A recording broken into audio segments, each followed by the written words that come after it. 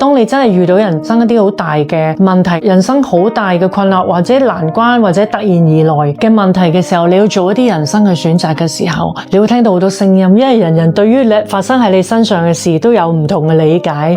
都有唔同嘅答案同埋唔同嘅期望，或者你咁嘅選擇，我覺得你錯，你唔應該咁選擇。咁但係原來生命去到嗰啲時刻，你先真真正正做到自己，你會好勇敢於自己做嘅選擇，同埋覺得幾多聲音其實冇用，你最終只能聽一把聲音，就係你自己嘅聲音。咁嗰個就係你會睇到你好唔介意人哋對你嘅批評嘅，去到嗰啲時候，好唔介意人哋對於你嘅選擇有啲咩睇法，因為你最終你知道你嘅生命必須忠於自己。同埋往往都係咁嘅，當你做咗某啲人生嘅選擇，嗰刻你永遠都唔會知道嗰樣嘢係啱定錯，係當你回望或者